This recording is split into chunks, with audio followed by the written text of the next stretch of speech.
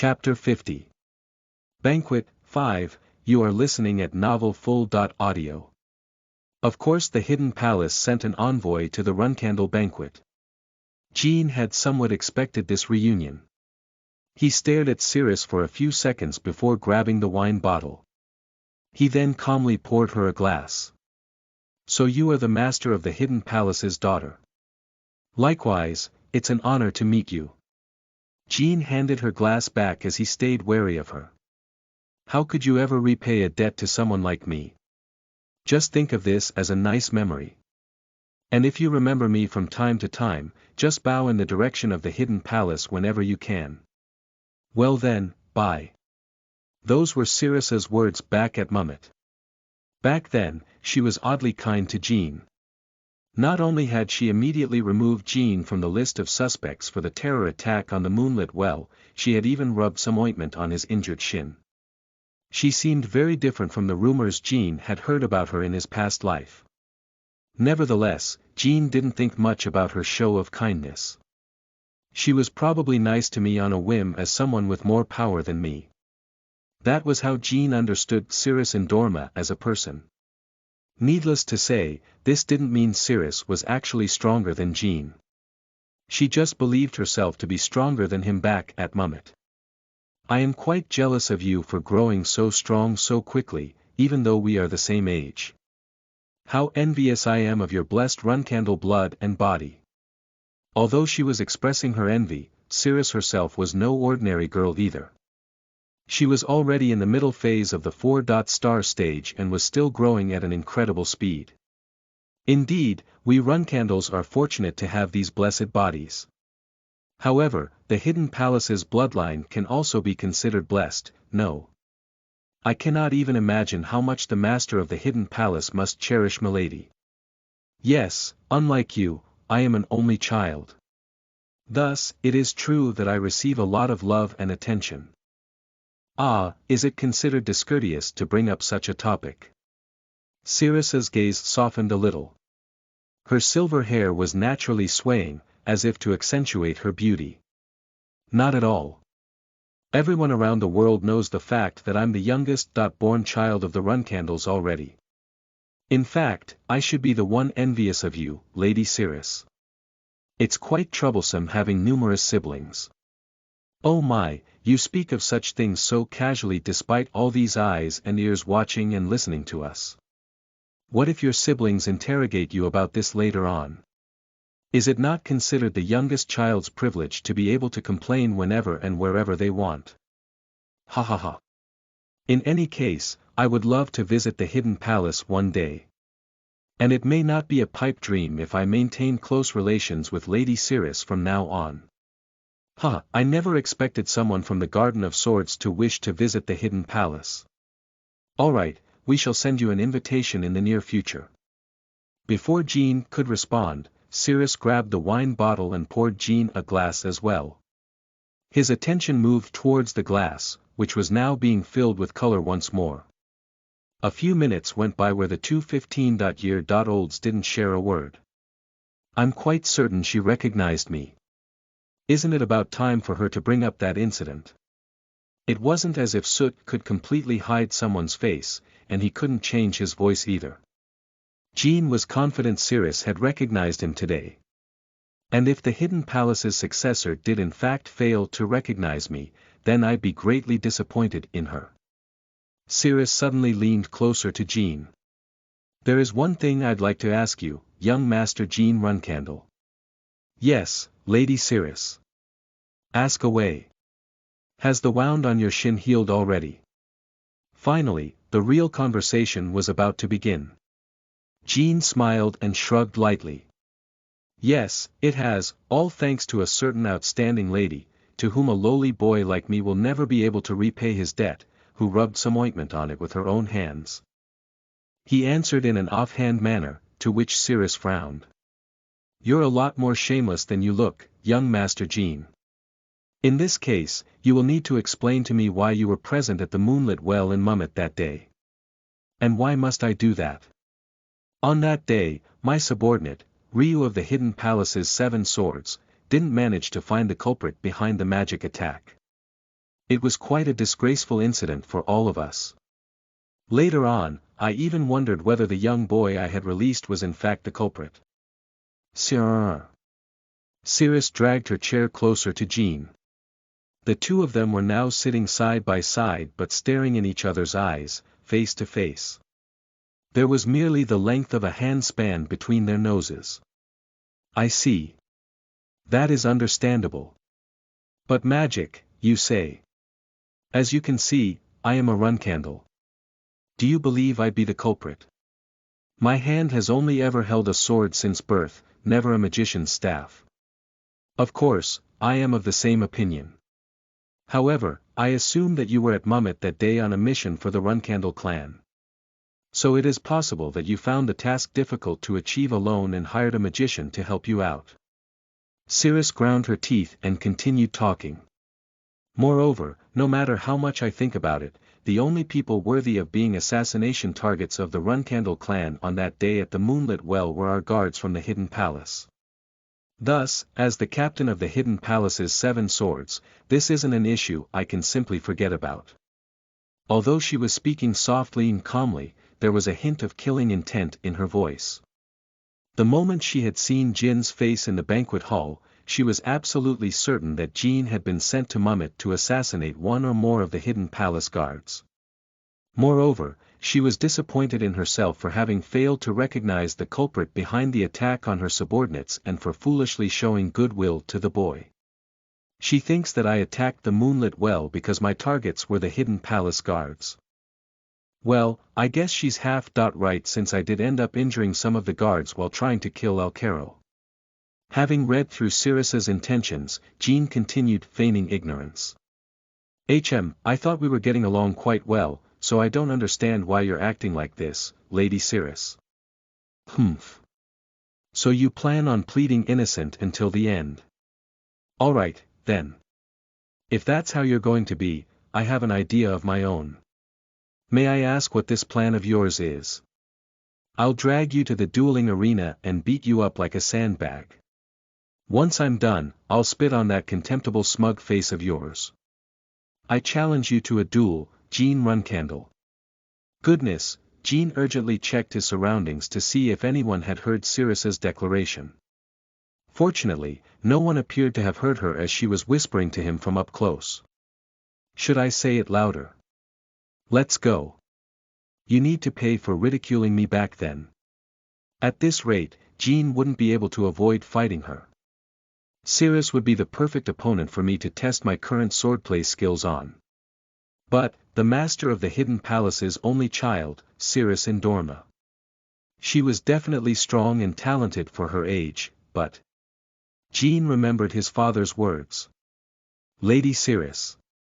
I'm terribly sorry, but I cannot accept your challenge. Is it because you're not confident in yourself? The thing is. My father gave me a stern warning not to duel anyone weaker than myself. Crack. The wine glass Cirrus was holding with 2 fingers broke at the stem. Her now clenched fist was trembling like crazy. What did you just say? Please don't misunderstand. I would love to duel you, Lady Cirrus. However, I cannot go against my father's orders. You little hyena. Cirrus glared at Jean with bloodshot eyes, but soon sighed deeply to compose herself. As she regained her calm, Cirrus carefully placed the pieces of broken glass in her hand onto the table. You seem to enjoy messing with me, young Master Jean. Then, should I give you a taste of your own medicine? Cirrus suddenly grabbed Jin's hand and placed it on her thigh. Now, if I were to shout out, Kaya, where do you think you're touching, and shoved you away, Jean hurriedly blocked her mouth with his other hand. He then chuckled to himself and nodded in defeat. If you're willing to go that far, then I guess I have no choice. Let us make our leave quietly. You should have said so earlier. The 2 of them stood up simultaneously and made their way to the door. However, the few people who had been observing them couldn't help but misunderstand. How immoral. Depraved. Did you see that, Mary? The youngest put his hand on her thigh. And I think they even kissed. Do kids these days actually behave like that the moment they make eye contact with a stranger? Unbelievable. Where do they think they're going? At the table on the other side was Deepu's Runcandle gulping down wine with his sister Mary. From their position, it almost looked like Jean had kissed Cirrus when he blocked her mouth with his hand. We've got countless empty rooms nearby, so I'm sure they'll just go to one of those. Stop thinking about them, elder brother. They're all grown up already. They're 15. Goodness gracious. Are you telling me you also behaved like that when you were 15? That's none of your business. Or do you think you can handle the truth? Forget it, just drink some more wine. Whether it be the master of the Hidden Palace's daughter or our youngest sibling, they won't be able to date others freely in a couple of years. So let them have their fun while they still can. The dueling arena was still quiet. The combatants and spectators would begin gathering here once midnight passed. It appeared Jean and Cirrus would do the honor of having the first duel of this banquet. Jean actually preferred this silence. Defeating Cirrus in front of countless guests would have been far too cruel to the girl. Once they entered the arena, the guardian knights stationed inside raised their blades in salutation. Have you come to duel, young master? That's right. Other than the medic, you may all take a break outside. Oh, and bring us 2 decent swords to use. Yes. We shall seal off the arena until your duel is over. The sharp-witted guardian knight replied to Jean, and the boy nodded in satisfaction. That would be perfect. The medic also read the room and left Jean and Cirrus alone. He would remain in the waiting room until the battle ended. Now, there were only 2 people standing inside the wide, round arena. Not long afterwards, the guardian knight returned with 2 swords. Jean told Cirrus to choose her weapon first. Please choose the one that best fits in your hand, Lady Cirrus. Jean Runcandle. Your arrogance pierces through the skies, even though you're just an ordinary 5-star knight. Cirrus didn't bother comparing the blades and simply grabbed the one closest to her. Once she got in her stance and raised her weapon, the air around her changed completely. The burning anger in her eyes was replaced with icy cold concentration, and the sword she held diagonally didn't show any visible trembling. So this is how I get to experience the famous Hidden Palace's swordsmanship from the rumors. An ordinary 5-star knight. That was how Cirrus had described Jean. And she wasn't wrong. Cirrus knew that Jean had yet to learn the Runcandle's secret techniques and decisive killing moves. On the other hand, while Cirrus was still at 4-star, she was the Hidden Palace's only successor. That was why she could openly look down on Jean, who had reached a higher stage than her.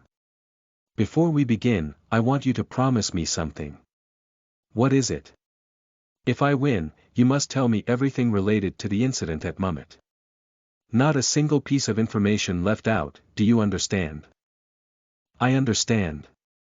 In that case, if I win, Lady Cirrus will have to forget our coincidental encounter that day.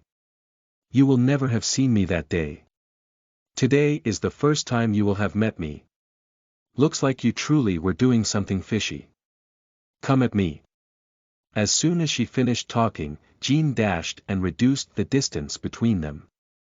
He was planning on overpowering her with the vast difference in their physical capabilities. Suddenly, a strange cold energy swirled around Cirrus's sword and froze her blade. It was the main reason why the Hidden Palace could stand tall in the middle of the West Sea, as well as the power that symbolized the Endorma bloodline.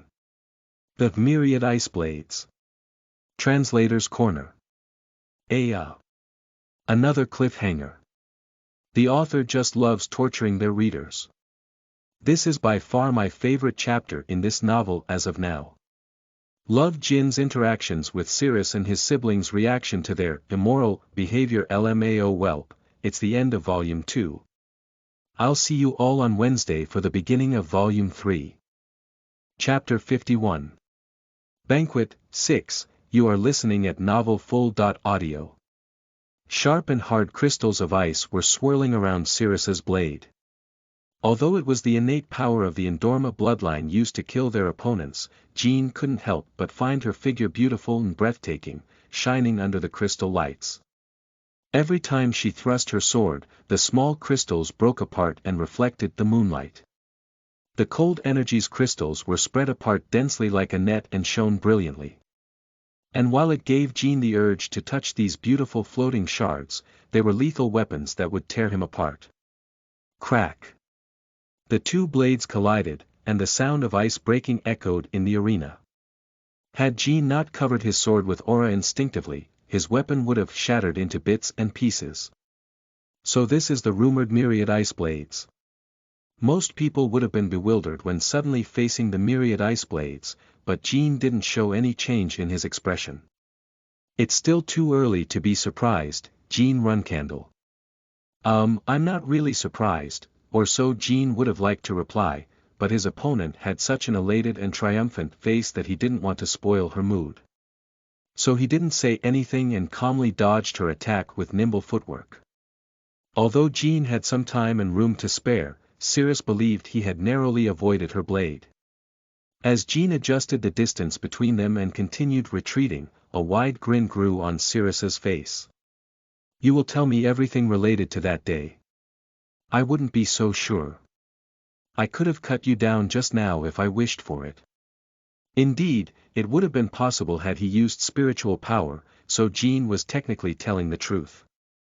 Looks like your bluffs are 5-star like your swordsmanship. Sirius swung her sword with full power once again. There are many cases where a 4-star defeats a 5-star in a duel of pure swordsmanship.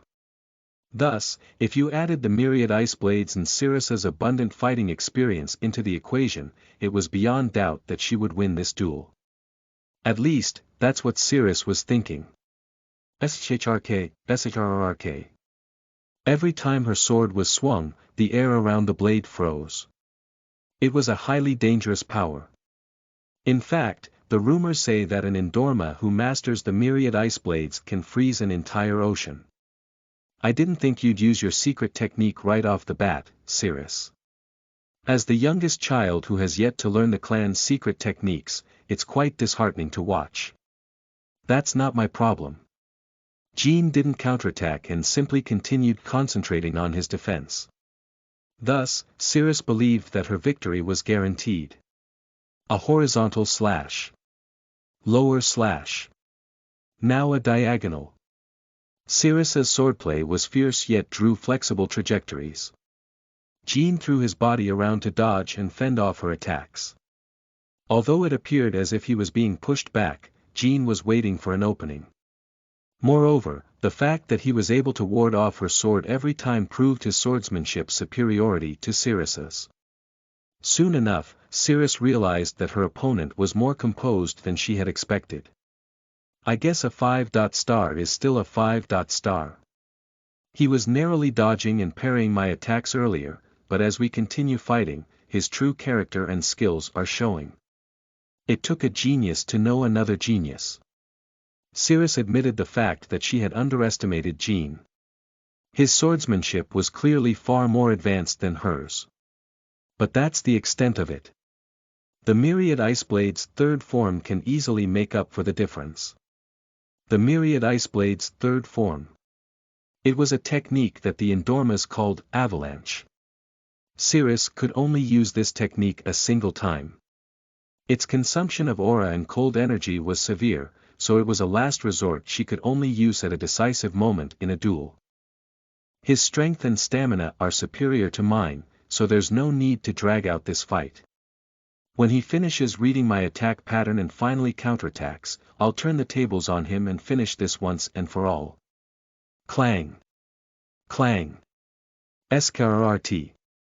Their messy and chaotic duel slowly but gradually came to a stalemate. As time passed, both of them were getting used to each other's movements. But there was no reason to let the fight drag out. And Sirius wasn't the only one thinking that.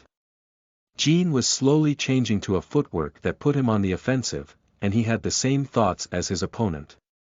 Cirrus should have recognized the difference in our skills by now, and she must be preparing to deal a decisive blow to end the fight. I'm sure she'll use some secret technique, but the question is, how powerful is it going to be? Jean couldn't quite estimate the strength of her secret technique as he had never confronted someone using the myriad ice blades. Therefore, Jean decided to use the most powerful, secret technique he himself knew. Back when he was at the Storm Castle, he wasn't just reading the secret tomes underground in order to kill time. Needless to say, Cirrus didn't know that Jean already knew several secret techniques of various martial clans from history. Before Jean could decide on his countermeasure, Cirrus boldly charged at him. She yelled loudly and swung her sword down, aimed at Jean's shoulder. A few strands of her long, silver hair got in the way of her blade and were sliced off. It's over, Jean. Whoosh. Suddenly, a violent blizzard materialized in the arena, swirling around in a circle with Cirrus at the center. But unlike the blizzards that form naturally, when the icy winds reached Jean, he received small gashes on his forehead. The sharp winds were slicing away at his clothes, and the cold air was making his neck and joints stiff. Myriad Ice Blade's third form, Avalanche. Once Cirrus finished generating this snowstorm, the arena was completely dyed white. Crystals of ice formed and exploded with dull sounds, and pure white aura crashed into the obstacles like an avalanche. The scenery had unexpectedly changed to that of a snowy mountain peak in winter. The snow/aura blocked Jin's vision, and the wave of cold energy made it impossible to breathe. At the center was Cirrus with an enthusiastic expression showing her confidence in her victory. But she then saw Jean wearing the same look on his face. It was the glow and grin of a human who knew they had already defeated their opponent. How come?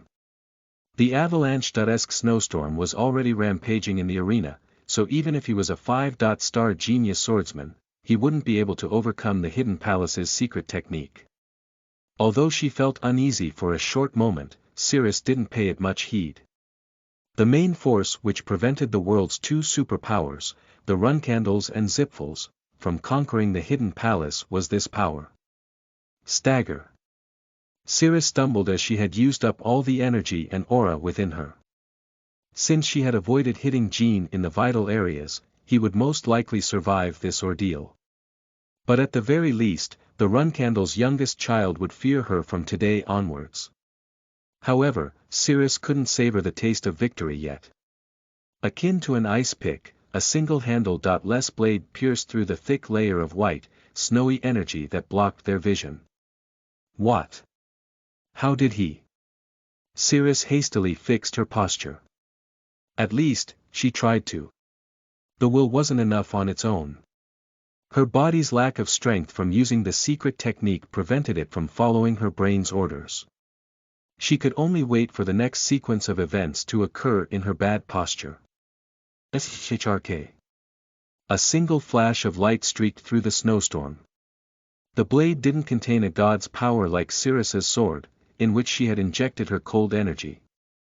In fact, the blade wasn't even covered in aura, the universal and basic power that every knight used. It merely appeared to be an ordinary steel edge without a handle. Cirrus couldn't accept the fact that such an unremarkable weapon was tearing through her avalanche. This can't be. She couldn't even finish her sentence, because the annoyingly persistent blade coming at her was about to explode. CRRK. Crack. Cirrus clearly witnessed the steel crumbling on itself as dents formed on it, along with a bright and dangerous glow escaping through the cracks on the metal. Before she could even realize what was happening, a loud and urgent yell pierced her ears. Get down. It was the boy whom she had been fighting until now. Cirrus didn't plan on listening to him. Even if she was in great peril and could lose her life, accepting her opponent's mercy in order to avoid the danger was a greater humiliation than being defeated. Boom! Jin's steel blade that had been compressed to the size of a knuckle exploded. Tiny steel shards flew forward. Each little fragment was shining with aura. Although the weapon that tore through the storm wasn't covered in aura, its blade was filled to the brim with energy. It was the decisive and killing move called Blade Storm of the ancient and ruined clan of swordsmen, the Attila clan. Since they had been destroyed by the Runcandles, there were barely any records left of their swordplay and techniques. In other words, this move was quite literally Jin's secret technique. This was the strongest technique Jin had mastered amongst all the ones he had learned from the secret tomes beneath the storm castle. Even if she was a user of the myriad ice blades, Cirrus wouldn't be able to handle the blade storm's firepower as a 4-star knight. Damn it. Either Jin had overestimated the power of the myriad ice blades, or the Attila clan's secret technique was far more powerful than he had expected. Whatever the answer was, Jin was regretting having used the blade storm. If she didn't dodge it, Cirrus would definitely die. If not, she would at least be crippled for life. Jin's heart was beating rapidly in worry of her possible death. Meanwhile, Cirrus clenched her teeth to suppress her instincts of wanting to save herself by crouching, since she didn't want to be humiliated. And so, a second went by. Once the blade storm subsided, the two fighters exclaimed to themselves. One had a sense of relief, while the other groaned in mortification. Cirrus had crouched just as Jin had shouted. "Are you all right?" Jin threw away the sword handle that was remaining in his hand and grabbed Cirrus by the shoulders. She was just staring into the emptiness with wide eyes due to the big shock.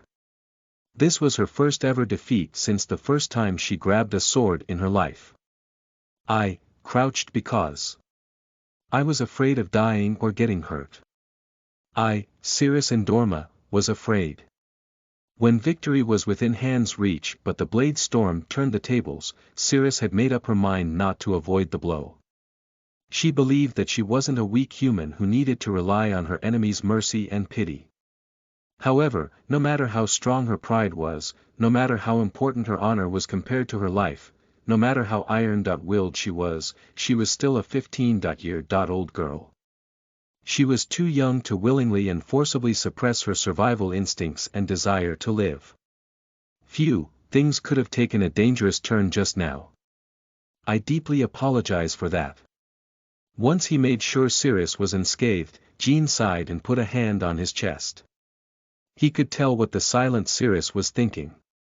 No matter what he says to cheer her up, she would still be crushed by this sense of defeat. Geez, I should have held myself back and narrowly lost to her. She's just a kid. If one counted the total number of years Jin had lived, he was already in his 40s.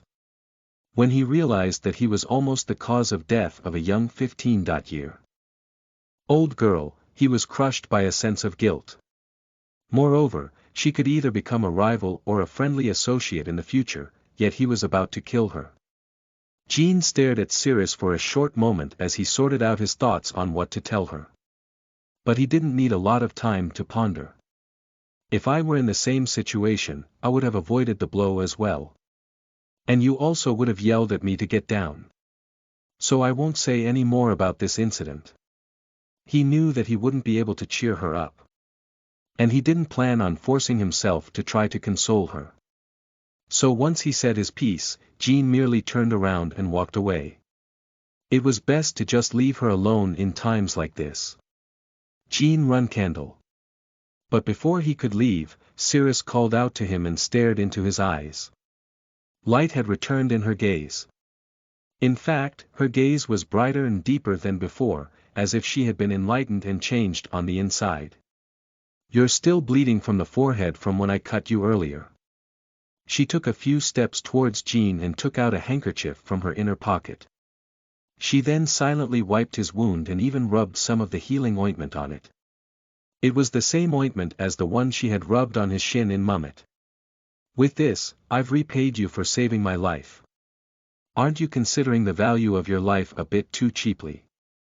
I don't think the Hidden Palace's successor's life can be repaid with some ointment on a graze. That's why I rubbed the ointment extremely carefully since you just saved me out of pity. From now on, I'll be an invaluable and distinguished person again, so in the future, I hope I can get an opportunity to save you." They both moved towards the arena's exit. Once they took a step outside, Cirrus added one final comment. "Oh, and from now on, today's the first time we've ever met. Indeed, it seems I've won the bet. I'll see you tomorrow." Chapter 52. Banquet 7. You are listening at novelfull.audio. Jean attended the banquet the following day as well. Fortunately, not many people were aware of his duel with Cirrus. In fact, many were misunderstanding their relationship just like Deepu's run candle, and their beliefs were reinforced today. Had they actually dueled, the winner would have been bragging about their victory to others at the banquet. Nevertheless, Jean and Cirrus remained silent and didn't bring up the topic, so people naturally came to the conclusion that they had had a secret love affair last night. The banquet continued in a similar fashion as the day before.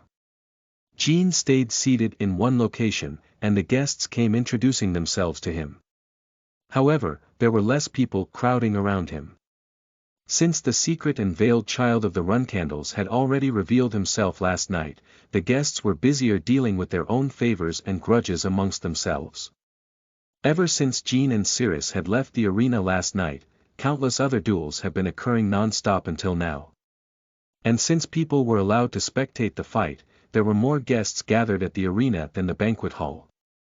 The single-log bridge party had begun for real. Nevertheless, Jean was sitting at the center of the hall, sipping on his wine as he looked around in glee. I should be able to meet those Zipfuls today. Jean was curious to know how high their mastery of magic was. Since he had heard that the 4 Zipful guests were between 15 and 20 years of age, they were the best magicians he could compare himself to. Moreover, if he got the chance, he wanted to ask them about the Colin ruins. But Jean changed his mind as it was probably a bad idea. I'll get a lot of free time once I become a provisional flag bearer. I can just go investigate the Colin ruins with Murakan whenever I want in the near future. And if he received Murakan's help, Jean could easily find and take the mirror artifact called the Fountain of Mana for himself. I'll make sure the Zipfuls can't mass-produce 7-star magicians like a factory this time around. Once his thoughts reached that conclusion, Jean laid his glass on the table and exhaled deeply. Meow. Moo. He suddenly noticed a black cat naively walking around the banquet hall. The guests were surprised by the presence of a small cat at the Runcandle main house, so they couldn't help but stare at it. That's stupid. Jean was certain Murakan had sneaked inside without Gilly's knowledge. The boy wasn't sure whether the dragon had noticed his gaze on him, but Murakan raised his tail straight and catwalked to the center of the hall. He then safely arrived at his destination. On top of Cirrus's lap. The girl was satisfied by the cute pet's affection towards her and she started stroking it. After a short while, she looked at the name tag on the cat's collar and burst out in laughter. Oh.org, Nobby Runcandle, that was the name written on the tag. Cirrus laughed out loud for a long time, before composing herself and wiping her tears. She then got up and approached Jean. Did you come up with his name, young Master Jean? She was speaking in a soft tone, a complete 180 compared to her attitude back at the arena. The way she skillfully carried him showed her abundant experience with animals. Jean smiled awkwardly and nodded. Yes. Before coming here, I imagined you to be a battle maniac obsessed with swords, but you have quite a few surprising sides to yourself. May I play with him for a short while? Feel free to. After receiving his approval, Cirrus bowed and left the hall. Did she really come to me just to ask that? Jean found her quite peculiar but somewhat likable. Then, someone else unexpectedly sat next to him. Oh. So we finally meet again, Jean Runcandle. You have no idea how difficult it was finding you, haha. A young man wearing a genuinely friendly smile spoke to Jean enthusiastically. Jean knew this boy, as well as all the feats and accomplishments he'd achieve in the future. However, he didn't want to act familiar with him, even though he was a Zipful Jean had been looking forward to seeing. Who are you? Goodness. To think I'd hear such a disheartening greeting from you at our reunion. How could you forget about me? I've been thinking about you every day all this time. So who on earth are you? Come on, try guessing. The first two letters of my name are B. Do you remember now? Nope. Damn it. We first met each other at the Mytel Kingdom's transfer gate. Does it not ring a bell? Nope, no bells ringing at all. At this point, Jean found their interaction amusing, so he continued feigning ignorance. Ha ha ha. To think that you don't remember even with all these clues. Jean, I think you have the memory of a goldfish. Listen carefully. My name is Baradin Zipfel. You're still as oblivious as ever. I was indirectly saying that I didn't want to act like your acquaintance.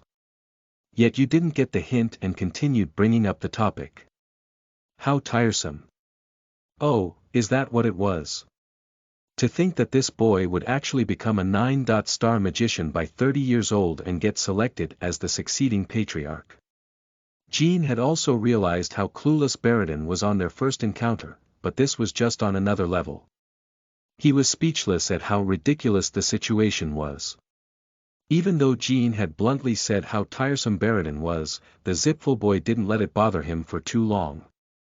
He wore a gloomy expression for a short while, but soon resumed the conversation. You have no idea how much I was looking for you since yesterday. Geez, the Runcandle's banquet hall is enormous. No matter how much I walked around, I just couldn't find you. I think I roamed the hall for 2 hours or something.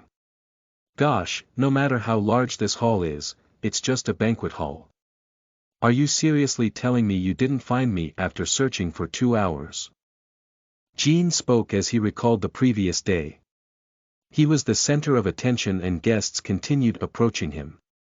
He was also located at the center of the hall, so even if someone didn't want to see him, they'd inevitably notice the boy at least once during the evening. Yeah, I'm serious. Had I used magic, I could have found you in 10 seconds, but isn't it banned to use magic at the Runcandle estate? I just kept walking around, but always saw the same faces around me. Is that so? Anyways, it's so good to see you again, Jean. Has it been 5 years already? To think you're already a 5-star. I knew you'd be the cause of some big event the last time I saw you, But I haven't been lazing around all this time either. I've already reached the directionally. Challenged boy paused to add a dramatic effect. 6-star stage. Kohaha, I'm already a 6-star magician. In other words, I'm one level higher than your swordsmanship. Baradin was 3 years older than Jean, so he was a 6-star magician by the age of 18. This was quite the achievement. It was worthy of being celebrated just like Jin's exceptional growth. However, he's only 6-star. Jean was greatly surprised as Baradin's level was far lower than he had expected. Putting aside the foolish act of revealing his abilities in enemy territory, Jean was shocked that the most talented pureblood of the Zipfel clan was only a 6-star magician. I feel like my mana will be about 7-star in 3 years, though. Had he overestimated Baradin due to his achievements in Jin's past life? Or was he lying about his own growth to trick the Runcandles? Seeing your shocked face makes the time I spent searching for you totally worth it, Jean. I'm looking forward to the day I finally get to fight you. I was greatly enlightened by our last encounter and trained like crazy. Try your best catching up to me, Jean. Now, let's have a toast. Jean didn't bother revealing the true reason behind his shock and raised his glass of wine with a bewildered face. As the cups hit each other, Jean barely suppressed the smile that was about to grow on his face. If Baradin was only able to reach 6-star by 18 years old, the next person to reach the peak of magic after Kellyark Zipfel will be me. I'm sure of it. Jean was re-evaluating his own potential objectively. Meanwhile, the unaware Baradin was standing with his chest puffed out as he thought Jean had acknowledged him. You should care more about me from now on. I have no doubts that you'll become the succeeding Runcandle Patriarch. So in the future, the Runcandles under your rule will be fighting the Zipfuls under mine. Just think about it. Doesn't that get your blood pumping? Jean smiled softly. Baradin Zipful. It seems I need to give you another piece of advice just like 5 years ago. Oh, what is it? You should learn to hold your tongue. Huh, you say the same thing as my father. Anyone would say that after knowing you for more than a minute. Anyways, why did the Zipfuls come to the banquet without sending a formal request? They had come at the last minute, resulting in their second in command getting humiliated. Jean silently waited for Baradin's answer. Oh, that's because of me. I pestered Uncle Andre to let me come, saying that I absolutely had to see you. What? We just happened to be in Huphester when I heard the news of a banquet celebrating your achievement, so I thought, this is fate. Fate is letting me see him once again, and so I came here. Is that it? Yep, that's it. Jean was at a loss for words. Andre Zipfel, the clan's second in command, actually listened to a kid's tantrum and